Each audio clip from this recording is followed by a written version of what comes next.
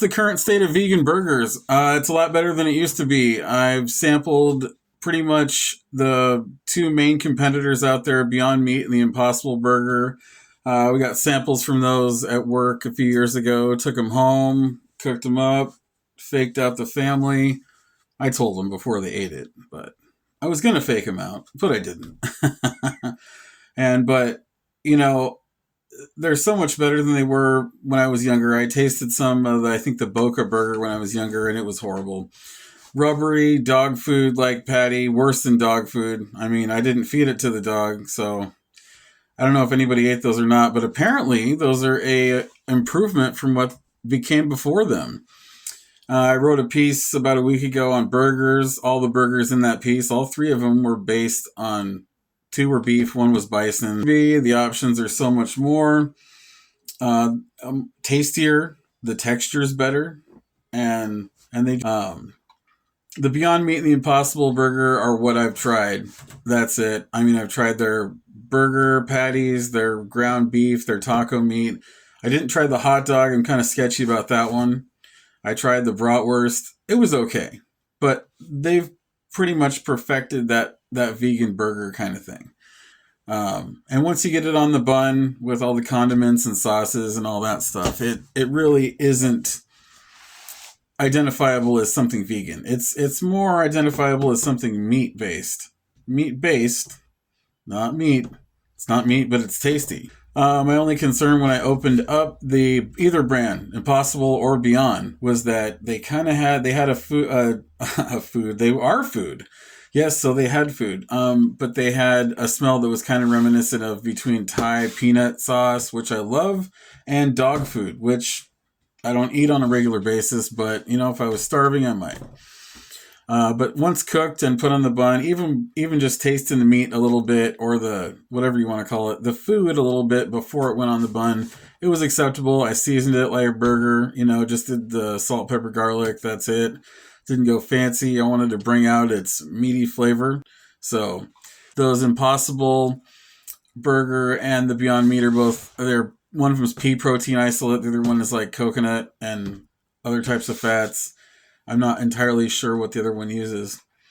But they had pretty much the same texture, and you can cook them to look like red in the middle. So not everybody likes their burger like that, but that's how they were cooked in the literature we were given from the company, and that's how they advise us to cook them. Or I bet they dry out if you don't. I didn't cook them all the way through. I warmed them up. They were warm, but they weren't like leathery, dried out stuff that nobody wanted to eat. But it looks like they're faking meat the best they can fake it. I'm sure everybody's going to be using something similar to the Beyond and the Impossible, because they upped the game with that one. They upped the game there pretty good. They took it to the next level. They leveled up. That weighs in at 20 grams of vegan protein in every single patty, and is free of soy and gluten. So I didn't know it was free of soy. That was one thing back in the day, they used soy for everything. I'm not too sure about things like field roast or tofurkey. That's obviously soy. And tofu in general was just a big, vegan food was laughable even 15 years ago, I think. Even 10 years ago, probably. At least it wasn't as prevalent as it is now. What's missing, I think, in the alternative burger game was the chicken burger. They've all went for the beef flavor, which I think results in that sometimes before it's cooked dog food taste. Or smell, I should say. Not taste. It didn't taste like dog food. It kind of smelled like it. I think it's Dr. Prager's. They do a black bean and corn patty. That's black bean, corn, rice, and mushroom, I believe. And that one is seasoned very similarly, if I can talk, to, I would say, almost yellow curry powder. Or it's in the Indian food realm somewhere. It's kind of like generic Indian food taste, so I've taken that Dr. Prager's black bean, mushroom, and corn patty, and I've fried the whole thing, chopped it up, put it into a salad, put it into a wrap. It was pretty good as a wrap. I used to eat that for lunch at a restaurant that carried them I worked in. We didn't sell too many because we sold really good burgers. In fact, the article I wrote on burgers, the first burger, the John Wayne burger, was one of them we served at that restaurant, and that picture is the actual burger from our menu. Okay, yeah, I've had field roast. I guess you call it roast. It's a little log thing that looks like a sort of like ham does. It's got the indentations in it and kind of looks like it's been in a net. Cauliflower pizza crust has become a thing in the past few years here for people who are gluten intolerant or just don't want to eat wheat for some reason. Which I've taken cauliflower and roasted it. I've cut it like a steak and grilled it. And that is good. I really do love roasted cauliflower. And that one is a good meat substitute, cauliflower is. It's also a good substitute for mashed potatoes. I'll try anything once. How about that? Soy-free, gluten-free, non-GMO. Ooh. On a side note, Japanese black rice is a very unique food. I mean, it's not something we get here all the time. Even though you could buy it at Winco. That's where I bought it last. They're vegetarian and vegan, which there's a difference. Vegans don't eat anything that comes from an animal. Vegetarians will. Vegetarians sometimes might eat fish, but then they would say, I'm a pescatarian. The Boca Chicken veggie patty looks about like a fried chicken patty. It looks like one of those chicken patty burgers that you get at school when you were 9 years old. And it had been kind of sitting in there getting steamed. Kind of mushy. Looks about like that. But yeah, Beyond Meat, their burger is pretty good. It's definitely, if somebody said, hey, I only have vegan burgers and I'm going to serve you this Beyond Meat or the Impossible one, I'd be okay with that. Okay, yes. Hell yeah, let's do it. But I think the cuisine that does vegan food the best is Indian. They have perfected that. When I go for Indian food, I don't care if it has any meat in it or not. Yeah, we like lamb. We like lamb vindaloo. Who doesn't like buttered chicken? But if those weren't options there, and sometimes they're not. I mean, I used to work next to a vegan or a Indian food truck that was vegan. They were called Simmering Tava. And everything was from scratch, homemade, organic, vegan. They did it the best way you could possibly do it. But I think India has made the best vegan food. If I had to stay vegan for the rest of my life, or even go vegan, stay vegan. I tried eating a plant-based diet back in 2019. I think I watched that documentary, The Game Changer, where it was like, you've never seen a person, or you've never seen an ox eat meat. How did somebody get as strong as an ox without eating meat? Well, you never saw them eat meat. Well, they're not set up to eat meat. They're not going to eat meat, but we can use some animal protein. But I was trying to get my health back in order, lose weight during that time period. So I did try to adopt a plant-based, loosely plant-based diet at that point in time. And it looked like a lot of the Beyond Burger stuff. I was able to get some of that stuff. Soy chorizo, the only thing that's faked me out ever in the vegan department. We had a friend of mine made soy chorizo tacos at one time, and I didn't believe it wasn't meat. Well, chorizo, I mean, it's all ground up anyway. But no, it wasn't the pig lips and cheeks and whatever else they normally tongue they grind into it. It was soy. And for a minute I didn't believe it. I mean, the tortilla was great. I think that was homemade. Everything guac she had on there was homemade. Salsa was homemade. So really, the vegan chorizo, the soy chorizo was part of the show and it wasn't the star, It was an ensemble cast, I guess. Vegans, plant-based people, vegetarians. We're giving you some love today with the talking about the current state of vegan burgers. Yeah. Vegan options in general are, like I said, a lot better than they used to be. I mean, you used to have tofu and TVP, texturized vegetable protein, and texturized. Okay, that's the same as texturized soy protein. Tempeh, I not had too much of that, made out of fermented soybeans. I don't know if I've ever had that. Jackfruit, I hired a cook one time to work on the grill. So you're cooking meat. That's your job as a grill cook. You're cooking meat.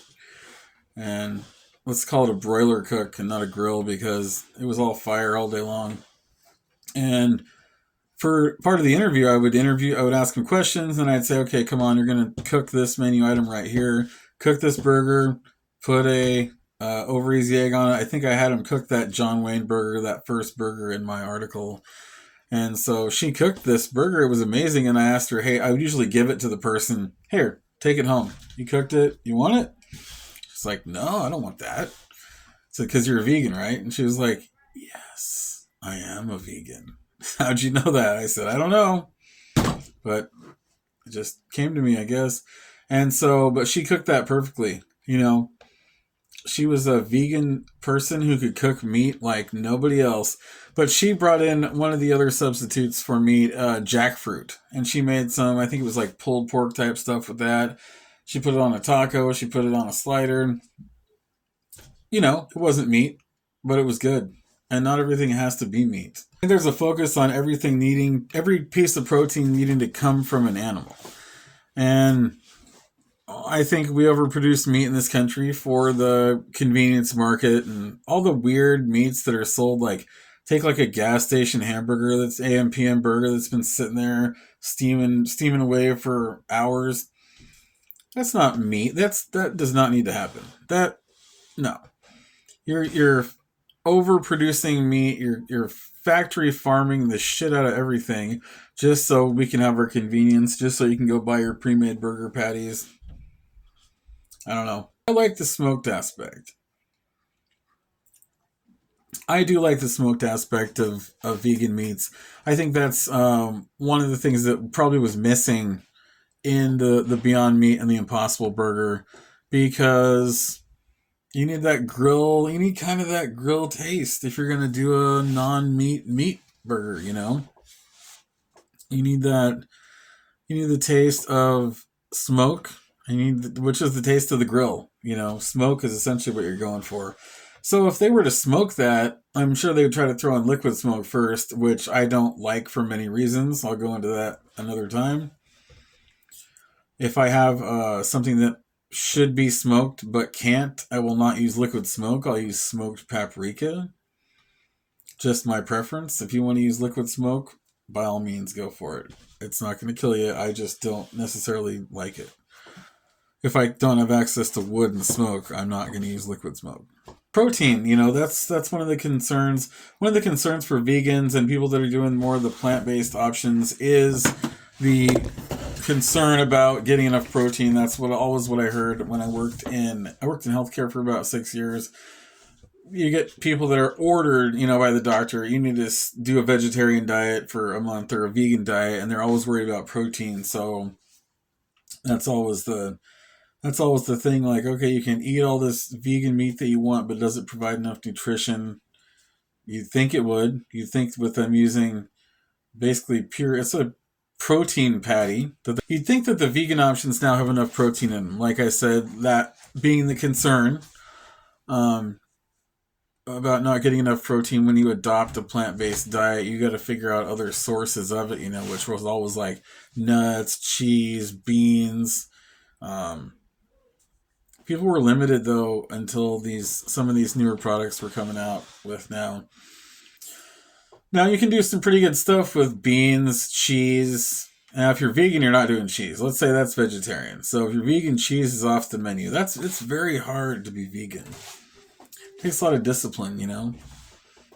And it's just hard. It's hard going to a restaurant. What are your plant-based options? You know, I think, like I said, Indian or Vietnamese, Thai, they're good for vegan. But Indian's the best. Indian is definitely the best, so.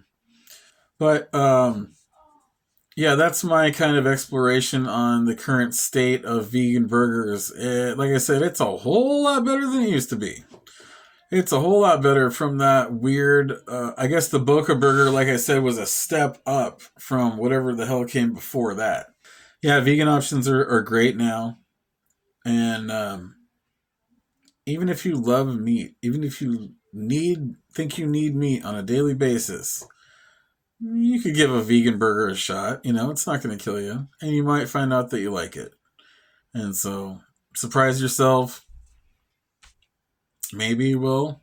Maybe you're dead set on not liking it. And then I can't help you there, man. But if you're open minded, as we should be with our food, you can explore some vegan options if you like. And if you don't want to, that's fine too. You know? But jackfruit, if I was going to use jackfruit, I mean, they sell it in cans. I guess that's fine. Um, we would go to the Vietnamese store around where we lived and buy they had jackfruit that was like prepared for you or prepped already. It was taken out of the fruit itself because it looks like a durian. If you know what durian is a nasty, nasty fruit known as the rotting flesh fruit. I guess that's a vegan option too. That would be one. But it's a vegan option that I think, in my opinion, smells like turpentine, armpit, um, everything bad. The rotting flesh fruit is a good name for it. I know the durian, it's banned on public transportation in a lot of areas in Southeast Asia where it grows. It's banned in public places. Um, but there are certain people that love it, and so, but that would be a vegan option. Durian. I mean, I guess I didn't consider that one. So, but jackfruit, yeah, I like to get it more fresh than canned if I'm going to use it. And you can use it for other things besides meat substitute too. But it is a good one. I think it works best for pulled pork. A pulled pork substitute. So, but it is expensive. You're going to pay. That's the thing with the vegan diet. If you go on a vegan diet, you're going to be spending quite a bit more money. You know, which shouldn't even be the case. Because if you think of vegetables and veganism, you're not just going to be eating straight vegetables and rice and stuff like that. You're going to be buying these products that are geared towards you, that are processed, that are at kind of a hefty price, really. Um, we're looking at what? Beyond Beef. I mean, that's Beyond Beef is about the same price as real beef. I mean, Target's got it for $7 a pound, which is about the price of ground beef. And for some reason, Walmart has it for $3.98. Now, I don't know the difference in those two products. Probably just store pricing. But it looks like Kroger has their own version of a plant-based hot dog. I don't know. Real hot dogs are sketchy enough. Do we need to go into the vegan hot dog realm? I don't know. Who knows? But I'm actually surprised McDonald's hasn't gotten into. I think it was Burger King that did like the Impossible Burger. But I'm amazed that the McDonald's hasn't just somehow worked in soy or this type of pea protein isolate into their meat like we always thought they did. And they may have, they may have done that and not disclosed it, but I'm surprised they haven't jumped more on board with this. I don't know why, but I think it's Burger King that did. I'm not too sure. I've never gone to a fast food restaurant and ordered. Shit, I haven't even gone to a fast food restaurant in a long time. Over a year. Probably 2 years. But what is the plant-based hot dogs in a can? I saw that the other day. I don't know. That just nothing. Hot dogs in a can doesn't appeal to me. I know that's how they come in some countries, and in the United States here they don't. I mean, I guess would be the worst hot dog we can think of that would come in a can. Um, every time I see a meat substitute, though, I can't help but think of that movie Soylent Green. I brought that up in a Sci Friday a couple times, I'm pretty sure. But we're not there yet. We're not into eating ourselves. I also wrote a piece on cannibalism, and that's not veganism, man. But I think if you had to cannibalize somebody, if you cannibalize the vegan, it'd probably be the best one to cannibalize. So if you got a buddy that's vegan and you're stranded, he's first. And in that piece, I pretty much detail instructions on how I would do it. So, because I would have to. I'd be called upon to cannibalize, to provide butchering services for the meat, and the meat would just happen to be your buddy. So, your vegan buddy, because he'd be the tastiest, because he'd be eating all nothing but veggies. This has been the World from a Chef's Perspective, the podcast. Thank you.